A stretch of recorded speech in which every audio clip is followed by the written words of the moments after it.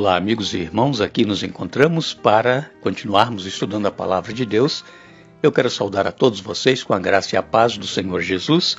É muito bom termos este encontro todos os dias no canal Hora Tranquila. Nós ficamos felizes por saber que vocês estão aí estudando a Bíblia conosco, estão compartilhando com outras pessoas. Enfim, nós precisamos fazer com que a Palavra de Deus ela seja divulgada para as pessoas conhecerem sobre o amor de Deus, o plano da salvação para toda a humanidade. E nós não podemos nos calar, nós temos que falar. Então, agradecemos a vocês que compartilham. Agradecemos também a vocês que são inscritos no canal Hora Tranquila. Aqueles que ainda não são, é só entrar no YouTube e digitar Hora Tranquila. Vai aparecer ali a nossa página, você clica em inscrever-se e já estará inscrito. E então você pode dar ali o seu curtir, o dedinho de joinha, pode compartilhar com outras pessoas. Enfim, é um trabalho que todos nós podemos fazer. Nós agradecemos a todos vocês que nos escrevem dizendo de onde acompanham os estudos. Eu mando aqui um alô especial para o Josenildo Santana, é de Guarulhos, São Paulo. Plenivaldo, Adrian, Regiane e Rejane são de Lauro de Freitas, na Bahia. Tânia Zuba é de Montes Claros, em Minas Gerais. Edna Santos é do Rio de Janeiro. Edilson Costa e Flor de Lis são de Fall River, aqui em Massachusetts. O irmão Luiz é de Lowell, Massachusetts. E o Mário Wagmacher é de Cariacica, no Espírito Santo, e todos os demais. Agradecemos a vocês e sempre mandaremos um alô. Oremos. Pai nosso que estás nos céus, estamos diante da Tua presença agradecidos por todas as bênçãos que nos tens dado, agradecido por mais este dia de vida, por este momento que teremos estudando a Tua Palavra. Pedimos que o Teu Espírito Santo seja concedido a cada um de nós, nos dando entendimento e que nós possamos colocar em prática os Teus ensinos. Nós pedimos que abençoes a cada um onde quer que se encontre, especialmente aqueles que pedem orações. Faça, Senhor Deus, a Tua vontade, não a nossa, em nome de Jesus. Amém. Ontem nós falamos aqui a respeito da reação de Neemias quando ele encontrou o povo judeu casado com pessoas de outras nações. Isso trouxe muitos problemas, porque principalmente os filhos desses judeus não falavam mais a língua da nação judaica, estavam perdendo a sua identidade. Eles falavam as línguas de Asdod, falavam as línguas dos amonitas, dos moabitas, e alguns desses filhos falavam aramaico.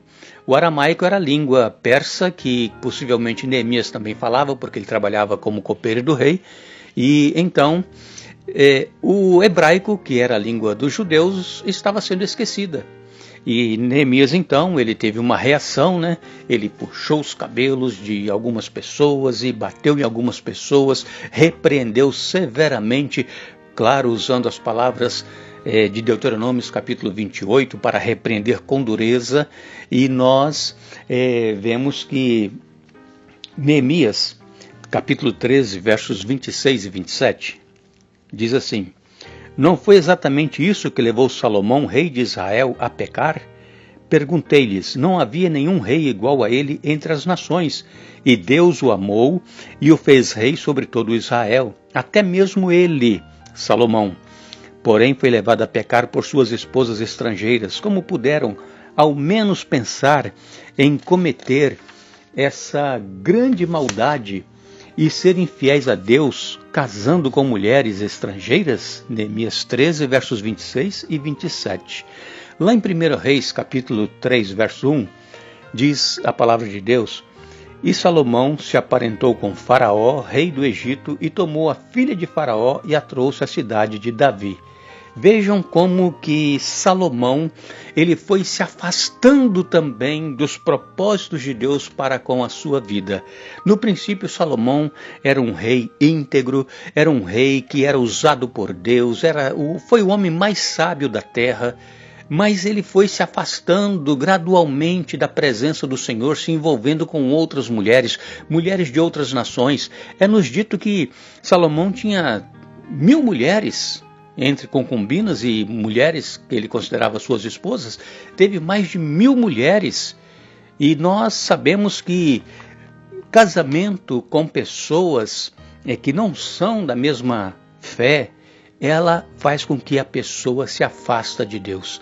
Muitos falam assim, não, com o tempo isso vai mudar, a pessoa vai aceitar, eu vou trazer a pessoa para Jesus, mas o que acontece é que essa pessoa leva a outra para fora da igreja, para fora da comunhão com Deus. É isso que acontece, irmãos.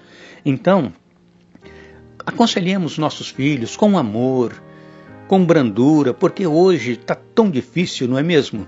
E se naquela época que não tinha internet, não tinha as redes sociais, as pessoas já faziam o que faziam, imagina hoje com o mundo na palma das mãos, num simples aparelho telefônico, nós temos tudo ao nosso alcance, nós temos que ter muita sabedoria, muita oração, jejum, para nós continuarmos mantendo os nossos filhos no caminho do Senhor. Porque o inimigo ele está atacando de todas as formas. E as pessoas, irmãos, mesmo pessoas de igreja, já não acreditam na Bíblia como ela é. Já começam a arranjar variantes. Não, isso aqui não é para hoje, foi para aquela época. Não é bem assim. Hoje não existe mais a verdade absoluta. Existe uma verdade relativa.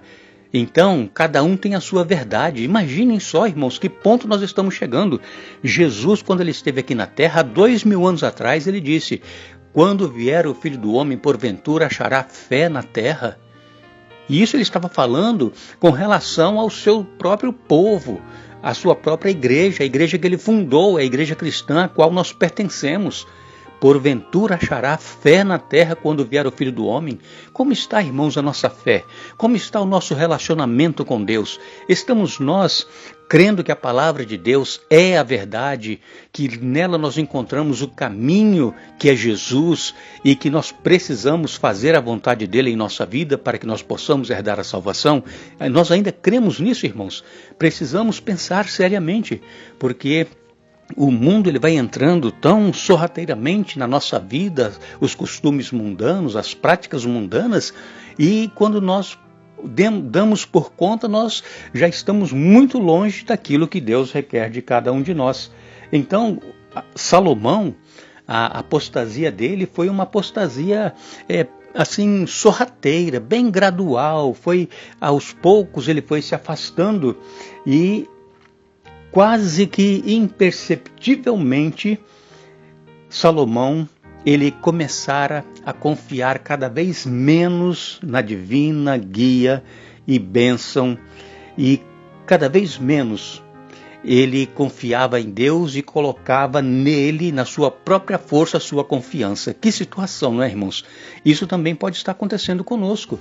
Nós confiarmos em nós, naquilo que nós estudamos, naquilo que nós sabemos, na nossa capacidade, na nossa força, na nossa agilidade de fazer negócios, nós confiamos em nós e não confiamos mais na força e no poder de Deus. Então, Salomão, ele foi o rei mais rico de Israel, mas infelizmente ele deu um terrível mau exemplo para os jovens de sua nação.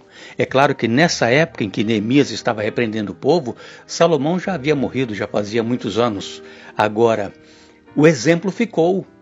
Então nós temos que cuidar, irmãos, porque aquilo que nós fazemos, as pessoas estão vendo, principalmente os nossos filhos, os nossos jovens, e serve de exemplo para eles. Então nós temos que ter muito cuidado como é que nós estamos agindo em nossa vida para que nós não levemos outros também à perdição.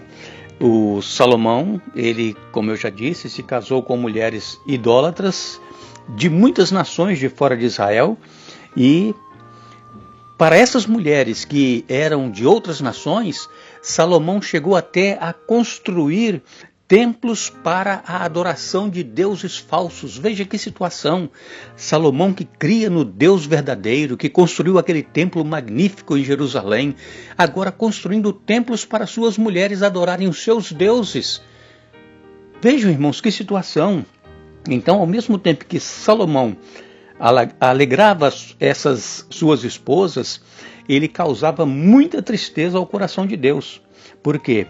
Porque Salomão estava pisando por sobre a lei de Deus dada ao servo Moisés. E as consequências más que vieram a Israel por causa dessa situação de Salomão, as consequências foram devastadoras. Nós temos então aqui um exemplo da palavra de Deus, exemplo claro que casamento mistos não dá certo. Nós que já estamos nessa situação, alguém que esteja nos ouvindo, casou com alguém que não é da mesma fé ou que não é nem cristão, não se desespere, porque para Deus tudo tem solução. Mas vamos procurar colocar os nossos filhos no caminho que o Senhor requer e orientando para que eles façam escolhas sábias e não escolhas erradas em suas vidas. Nós estaremos voltando amanhã dando sequência a este estudo, mas lembre-se, não fostes vós que escolhestes a mim, mas eu vos escolhi a vós.